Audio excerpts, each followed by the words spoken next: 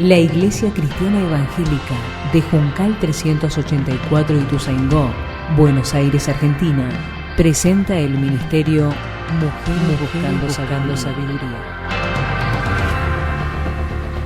Mujeres Buscando Sabiduría es un espacio creado para aprender la palabra de Dios y crecer juntas en el amor y el crecimiento del Señor Jesús.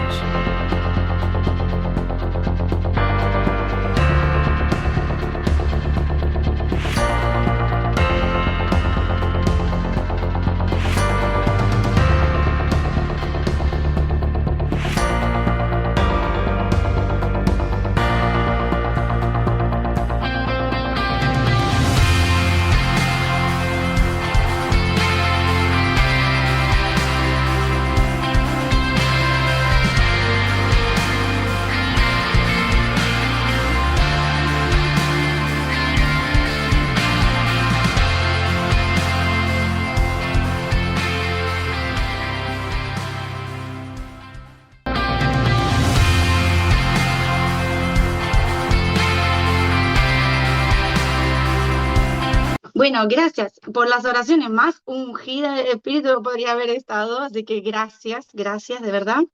Y la verdad que este tiempo, yo entiendo que Dios no hace las cosas por casualidad y me las ha mostrado, me va mostrando cómo Él obra en su iglesia, ¿no? Que somos todos, cómo Él va obrando con un mismo espíritu y va poniendo en el corazón de nosotros el mismo sentir, ¿no? Hacia dónde nos quiere dirigir como pueblo. Y resulta que en este tiempo, si hay algo así como muy puntual que tengo que hablar, que contarles durante el año, yo le había pedido al Señor que Él me muestre una vez más el valor de la cruz en mi vida. Y después llega Moni con este mensaje, entonces digo, con razón, ¿a qué venimos? Soy nacida literalmente conozco a Dios desde la panza de mi mamá, porque desde ahí que conozco a Dios, que oran por mí, que están, entonces he nacido en un ambiente en donde conozco a Dios, o por lo menos conozco de Dios desde chiquita, y si bien yo cuando acepté al Señor era una niña y entendía el amor de Dios desde una niña, siempre le decía al Señor que no sea una costumbre, ¿no? Que de verdad entienda lo que Él había hecho por mí, sobre todo ahora que soy adulta y que quería entender un poquito más a dónde iba. Y entiendo que estas 7 frases vuelven un poquito a eso, ¿no? A volvernos a entender el valor y lo que el Señor había hecho por nosotros. Y es hermoso poder volver a ese primer amor, ¿no? A ese fuego con el cual el Señor nos ha captado el corazón y nos ha mostrado el amor que tenía hacia nosotros. Siempre es lindo encontrarnos desde ahí, ¿no? Que creo que es el punto central de nuestra vida. Bueno, y resulta que cuando empiezo a estudiar el tema, como en las otras frases, la historia completa está en los evangelios, ¿no? Entonces, en cada uno de los evangelios tenemos como diferentes información que hace a nosotros conocer como el panorama más completo, ¿no? Así que cuando yo lo leía decía, bueno, acá podemos obtener esta información, en Mateo otras cosas, en Lucas a mí me ha llamado mucho la atención el detalle que tiene Jesús de aún estando yendo en un momento de mucha angustia eh, a ser crucificado, consuela a mujeres que se acercan ahí, y cómo él en el mismo momento en el que está hablando también tiene la capacidad de consolar, ¿no? En lo que él estaba atravesando tenía la capacidad de seguir hablando y seguir consolando las situaciones que estaban pasando alrededor. Eso lo hace solamente el Hijo de Dios. Nosotras creo que no nos podríamos ocupar de tantas cosas, ¿no? Pero él era el Hijo de Dios y venía a enseñarnos desde todos los panoramas de la vida que nosotros podamos plantearnos. Y esta frase en particular está en Juan, capítulo 19, en el versículo del 28 al 37 lo vamos a leer como para ponernos en contexto un poquito de lo que estaba pasando. Yo lo voy a leer, ahora les digo cuál es esta, la nueva versión internacional.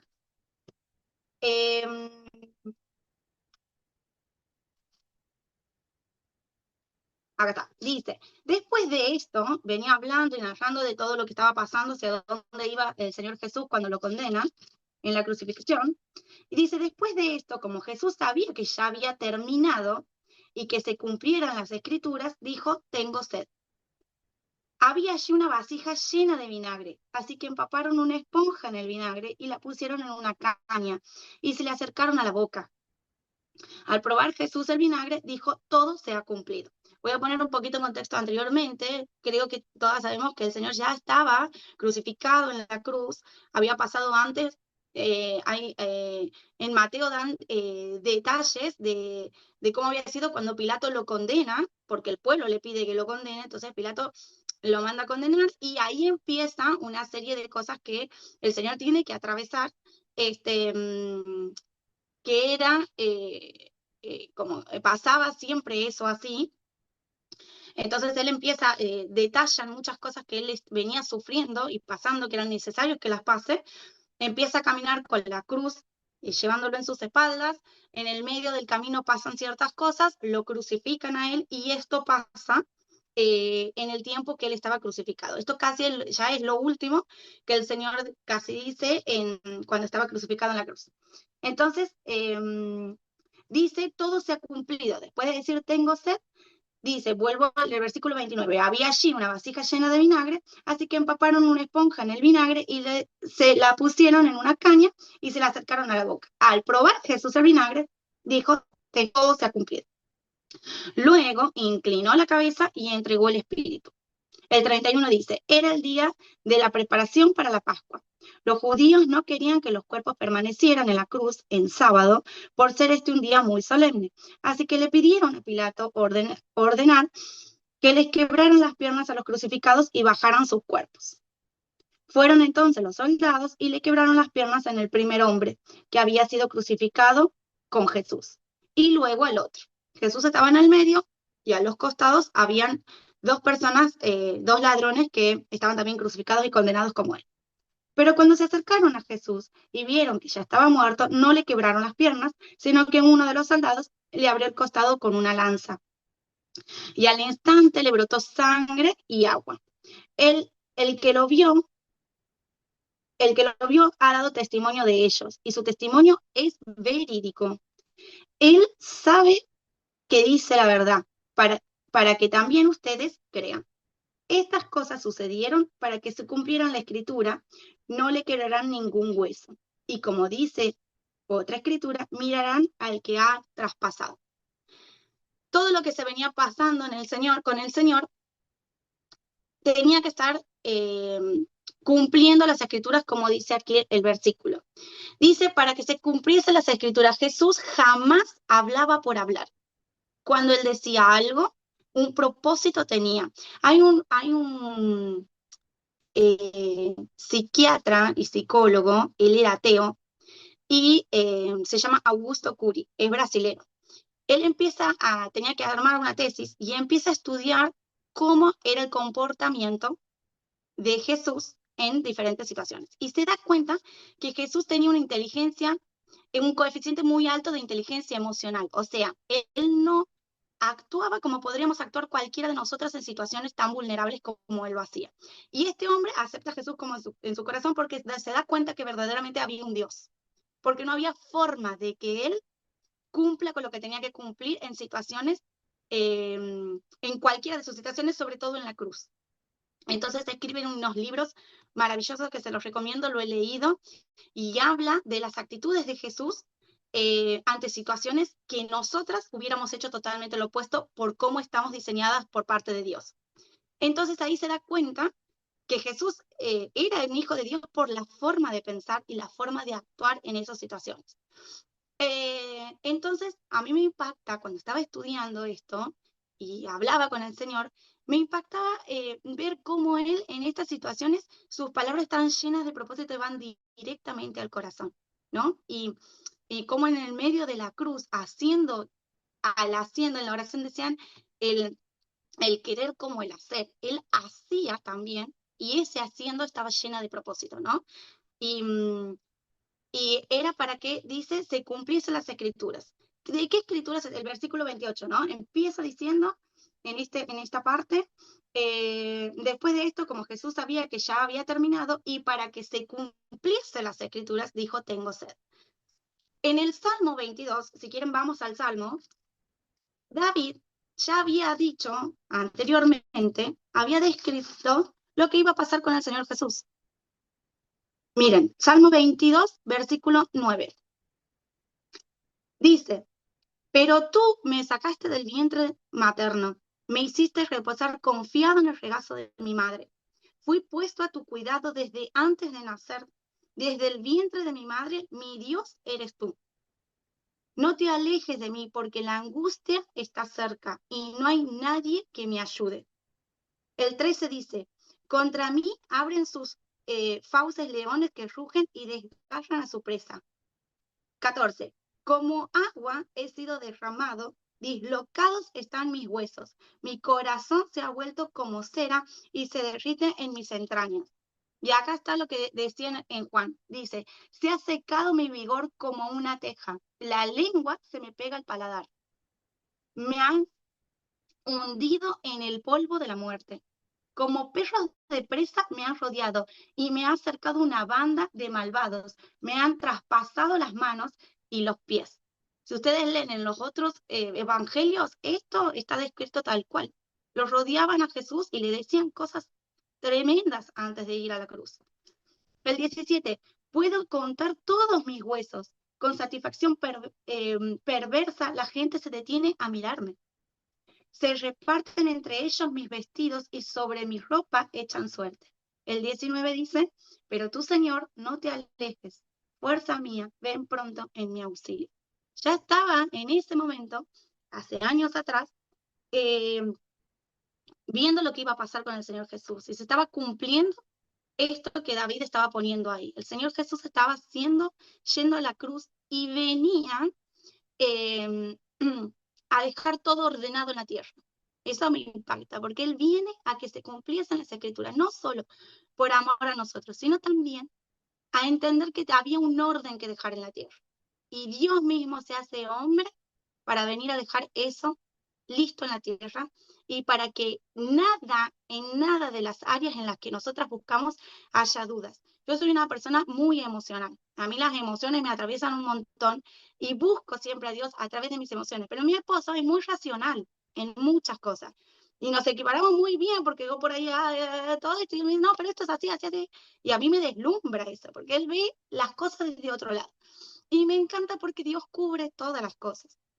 Cubre las personas que buscan desde forma racional, cubre lo científico, cubre las emociones. El Señor viene a poner en orden, a donde todo lo que busquemos, el centro sea ahí. Y esto es un gran ejemplo. Cuando resulta que empieza con la frase, tengo sed, a mí se me vienen dos cosas a la mente, al corazón, lo que venía hablando con el Señor, que en esto se los quiero compartir. En primer lugar, dice, tengo sed. Y yo pensaba, bueno, es obvio que va a tener sed, porque era una persona, como cualquiera de nosotras, que estaba siendo torturada. Y se sabe que nosotras, biológicamente, cuando estamos en un momento de estrés, ¿qué nos pasa? Empezamos a sudar las manos, el corazón empieza a latir más fuerte, nos ponemos como más nerviosos, el cuerpo pierde agua, ¿no? Tenemos agua en el cuerpo. El cuerpo pierde agua y es muy normal que por ahí, ay, dame agua, tengo sed. A eso súmenle que todo lo que le estaba pasando a Jesús era el clima, ¿no? Los horarios en los que él estaba siendo torturado también biológicamente estaban siendo un condicionante para poder tener sed de agua, ¿no? Estoy hablando, sed de un cuerpo que necesitaba ser hidratado. Entonces yo decía, y es lógico que va a pedir agua. Tiene sed, le está pasando cosas que nos podría pasar a nosotros tranquilamente, ¿no? Pero ahí había otra cosa. Cuando él dice tengo sed, el soldado que le da vinagre. Y yo digo, ¿cómo van a llevar una vasija de vinagre allá arriba? Me imagino en el monte, ¿no? Teniendo ahí, en vez de tener una vasija de agua, porque ellos también hicieron todo ese camino, y me imagino que el calor y todo eso, bueno, vamos a tener agua acá. No, tenía vinagre. Y digo, bueno, ¿por qué vinagre? Entonces empiezo a investigar que por qué el vinagre, y claro, ellos tomaban vinagre antes, porque los soldados en situaciones de guerra, el vinagre tiene muchas propiedades de antioxidante, antibacteriales y demás, y hasta ayuda en lo cardiovascular también. Entonces, cuando iban a la guerra y estaban muy lastimados, tomaban vinagre. y también como una especie de una sustancia vinagrada para que no se infecte más su cuerpo. Entonces, muchos decían que era como un acto de piedad darle, algunos estudiosos, darle al Señor vinagre como para que algo de todo lo que él había sufrido y de todas sus heridas estén un poquito más aliviadas, si se quiere, ¿no? Cualquiera sea la situación. Otros también he leído como que otros decían que era darle más sufrimiento, ¿no? Son diferentes miradas que tienen algunos estudiando esa parte. Eh, pero no me quiero concentrar en esto, sino me quiero concentrar de que aún dándole el vinagre o el agua, no le iba a satisfacer lo que el Señor estaba pidiendo en ese momento, ¿no? Una por la situación biológica en la que estaba, que ya no podía más, ya había perdido demasiado, y por más que le hayan dado con una esponjita un poquito de vinagre, un poquito de agua, no iba a satisfacer biológicamente lo que él estaba necesitando. Eh, pero también porque el Señor se estaba refiriendo a algo más. Y este algo más era porque él, que ahí este es lo segundo que estaba leyendo con esta frase, tengo sed, se estaba refiriendo a una necesidad espiritual. El agua en la Biblia está referido a al espíritu, ¿no? Al espíritu de Dios. Dice, el ejemplo más claro está cuando la mujer samaritana, ¿se acuerdan? Vamos a leerlo. En Juan 4, ahí en el mismo libro, un poquito más atrás.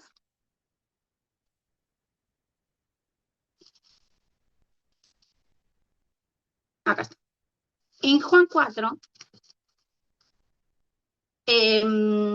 dice, Jesús se enteró de que los fariseos, voy a leer del 1, bueno, de los fariseos sabían que él estaba haciendo y bautizando más discípulos que Juan, aunque en realidad no era Jesús quien bautizaba, sino sus discípulos.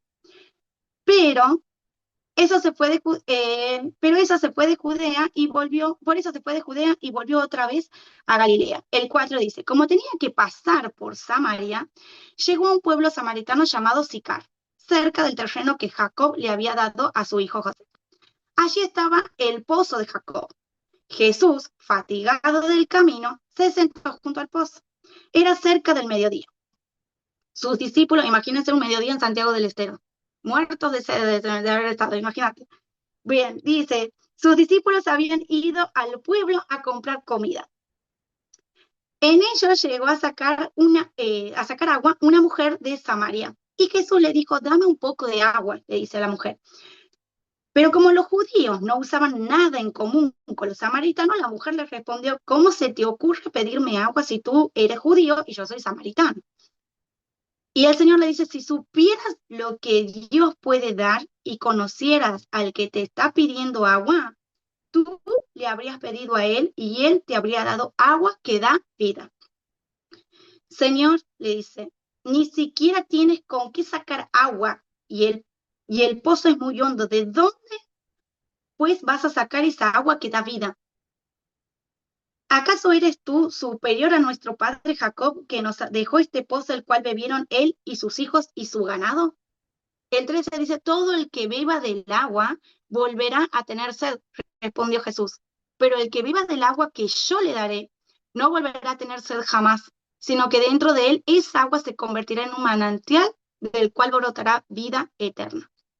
El 15 dice, Señor, dame de esta agua para que no vuelva a tener sed, ni siga bebiendo aquí, ni viniendo aquí a sacarla. Y sigue la historia, ¿no? El Señor se estaba refiriendo claramente al Espíritu Santo, ¿no? Estaba hablando de otra cosa, aunque la mujer todavía no estaba entendiendo de qué hablaba, el Señor iba más allá. Hay algo que no te va a dar sed nunca más, el Espíritu de Dios. En Isaías 44:3, yo no tengo acá la Reina Valera. No sé, Moni, vos podrás leerlo o alguna que tenga la Reina Valera. 44:3. Isaías 44:3. Dale, ahí lo leemos. Isaías 44, Dale, 3. 44, sí, 3 dice, porque yo derramaré aguas sobre la sequedad y ríos sobre la tierra árida. Mi espíritu derramaré sobre tu generación y mi bendición será sobre tus renuevos. gracias, Moni. Habla sobre el Espíritu Santo de Dios derramado sobre nosotros, ¿no? Dice como agua. El agua en la Biblia representa la vida, ¿no? Y en ese momento, el Señor se estaba refiriendo a la parte espiritual.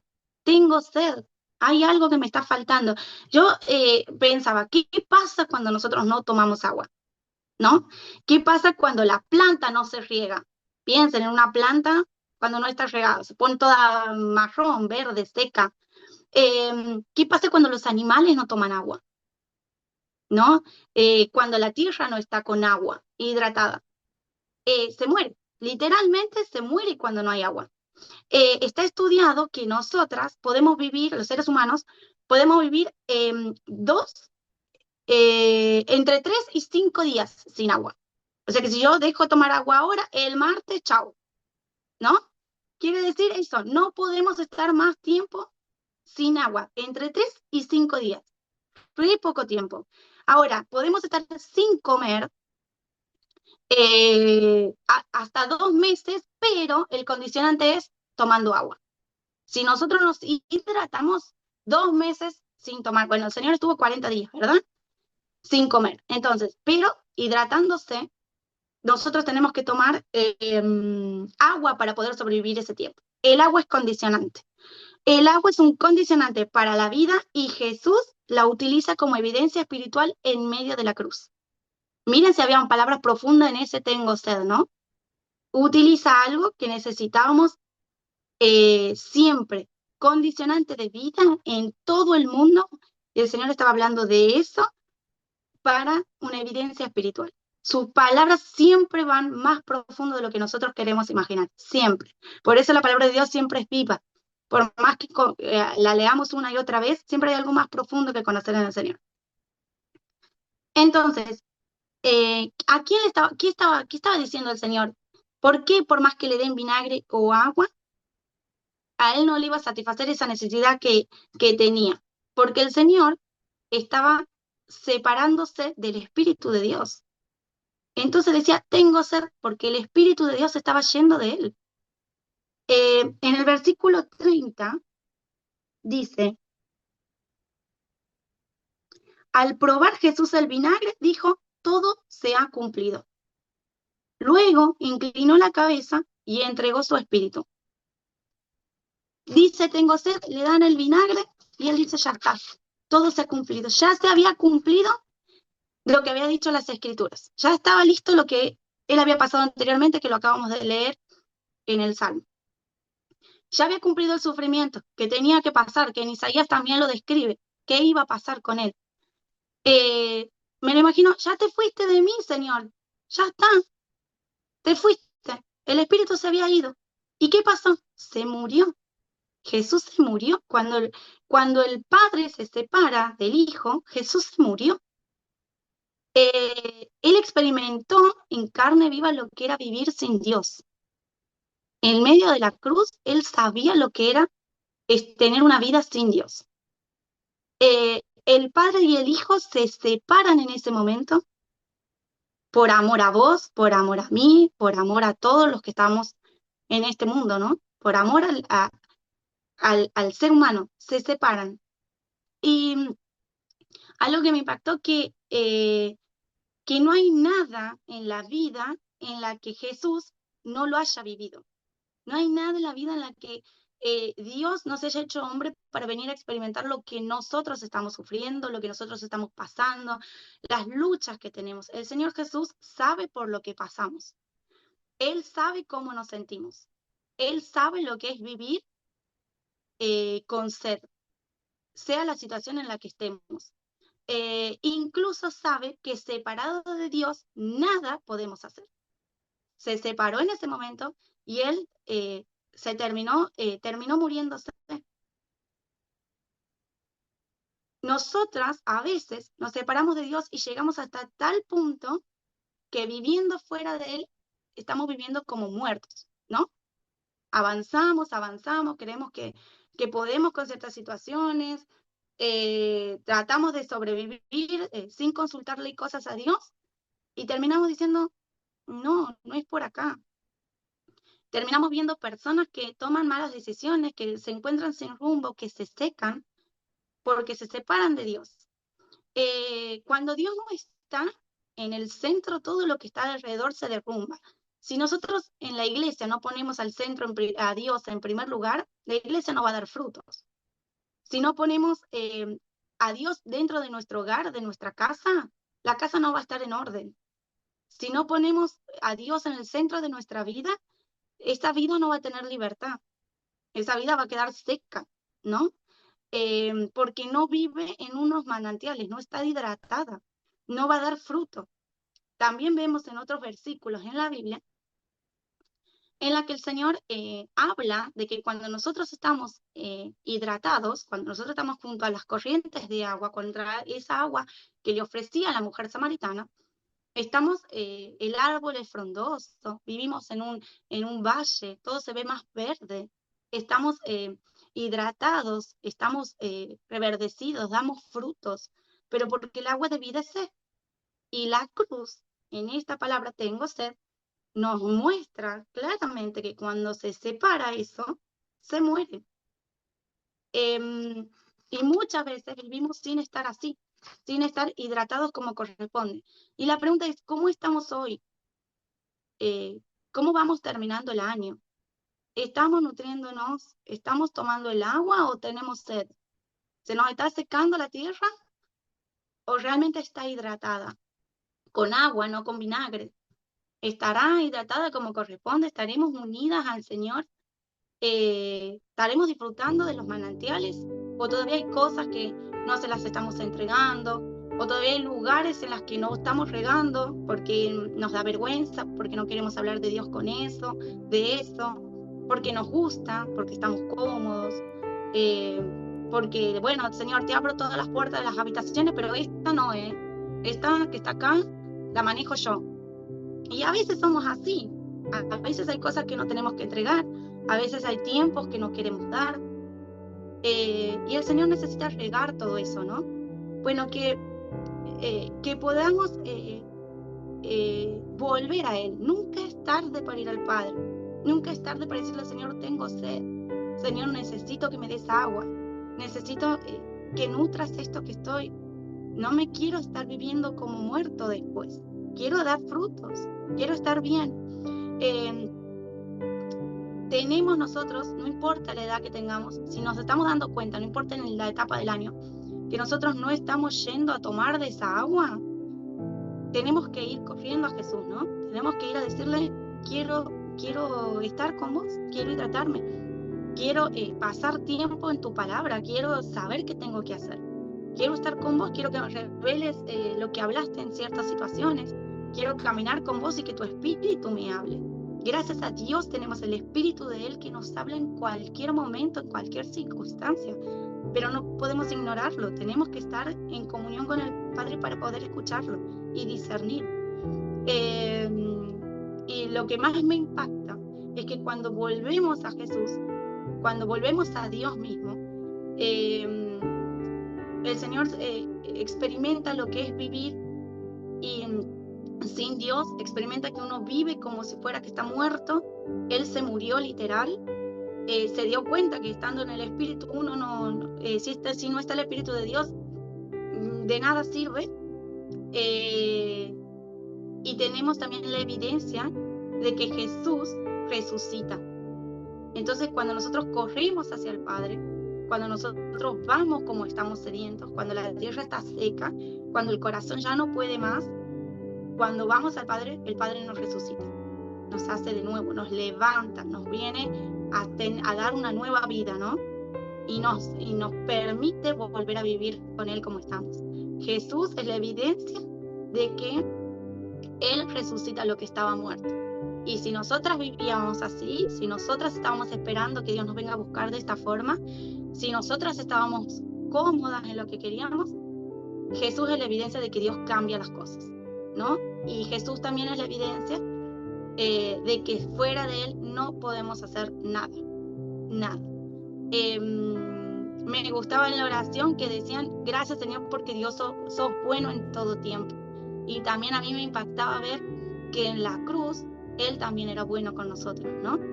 Que esa frase, tengo sed, abarcaba en Él algo más que algo biológico. en él estaba diciendo, no lo tengo más al Padre, ¿no? Y eso me impactó, saber que espiritualmente él estaba fuera del Padre y ya no caminaba con Jesús, con Dios. Y eso lo llevó a decir, ya está, ya cumplí todo, llegué hasta el punto de separarme, ¿no?, de mi Padre Celestial por amor a todos ustedes. Cargando todo lo que tenés, bueno, ya está pagado en la cruz. Y es hermoso ver cómo nosotros en Él podemos cambiar nuestra vida, podemos empezar de nuevo a estar en manantiales, a disfrutar y no llegar al punto de que nos sintamos y de que vivamos como si fuera que no tenemos un propósito, como si fuera que estamos secos y muertos, cuando Él ya lo hizo en la cruz y Él es el agua de vida. Entonces, que terminemos este tiempo preguntándonos eso, que si Dios realmente sí está siendo el centro de nuestra vida, está corriendo con esas aguas de manantiales, y que no vamos a tener sed jamás. Ojalá que ninguno de nosotros tengamos sed y que estemos en el Señor súper nutridas viviendo en esos manantiales. Amén. Gracias por este tiempo.